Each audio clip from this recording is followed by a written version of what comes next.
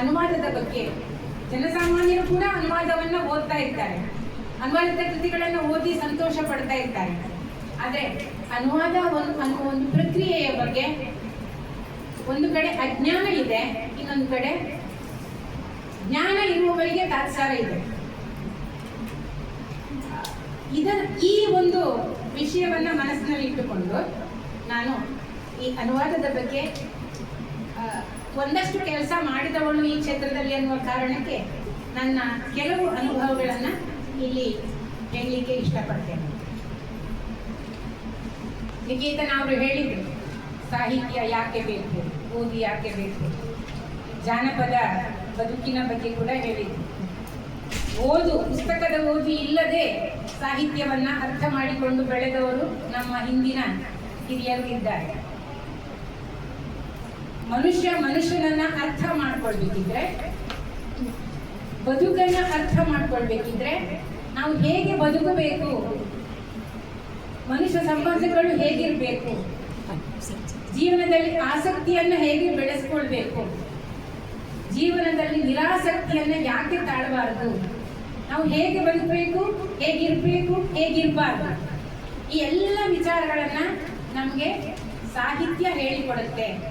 ಅದು ಪುಸ್ತಕದ ಓದೇ ಆಗ್ಬೇಕಾಗಿಲ್ಲ.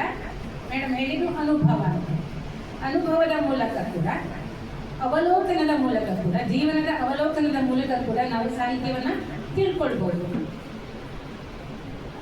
ಆದ್ರಿಂದ ಸಾಹಿತ್ಯ ನಮಗೆ ಅನಿವಾರ್ಯ. ನಮ್ಮ ಜೀವನದಲ್ಲಿ ಒಂದು ಸಂತೋಷ ಅಂತ ನಮಗೆ ಸಿಗ್ಬೇಕಿದ್ರೆ, ಒಂದು ಪರಿಪೂರ್ಣತೆ ಅಂತ ನಮಗೆ ಸಿಗ್ಬೇಕಿದ್ರೆ ಸಾಹಿತ್ಯ ಅತ್ಯಂತ ಅನಿವಾರ್ಯ. ಇಡೀ ಜಗತ್ತಿನಾದ್ಯಂತ ಬೇರೆ ಬೇರೆ ಭಾಷೆಗಳಿವೆ, ಸಾವಿರಾರು ಭಾಷೆಗಳಿವೆ. ಈ ಸಾವಿರಾರು ಭಾಷೆಗಳಲ್ಲಿ ಸಾವಿರಾರು ಸಾಹಿತ್ಯಗಳು ಸೃಷ್ಟಿಯಾಗ್ತಾ ಇರ್ತವೆ.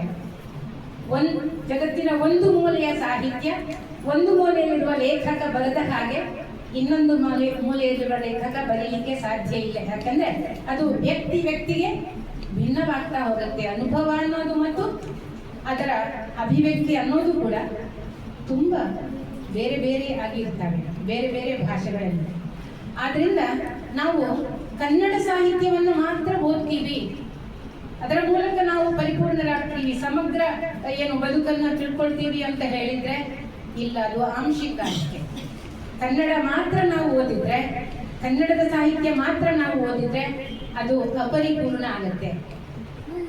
ಜಗತ್ತಿನ ಇನ್ನೊಂದು ಮೂಲೆಯಲ್ಲಿ, ಇನ್ನೊಂದು ಕಡೆಯಲ್ಲಿ ಬೇರೆ ಬೇರೆ ಲೇಖಕರು ಬೇರೆ ಬೇರೆ ಭಾಷೆಗಳಲ್ಲಿ ಏನು ಹೇಳಿದ್ದಾರೆ, ಅವರವರ ಅಭಿಪ್ರಾಯವನ್ನ, ಅವರವರ ಅನುಭವಗಳನ್ನ ಹೇಗೆ ವ್ಯಕ್ತಪಡಿಸಿದ್ದಾರೆ ಅನ್ನುವುದನ್ನು ಕೂಡ ನಾವು ತಿಳ್ಕೊಂಡ್ರೆ ಮಾತ್ರ ಅದು ಒಂದು ಸಮಗ್ರ ಒಂದು ಜ್ಞಾನ ಆಗತ್ತೆ ಸಾಹಿತ್ಯದ ಬಗ್ಗೆ.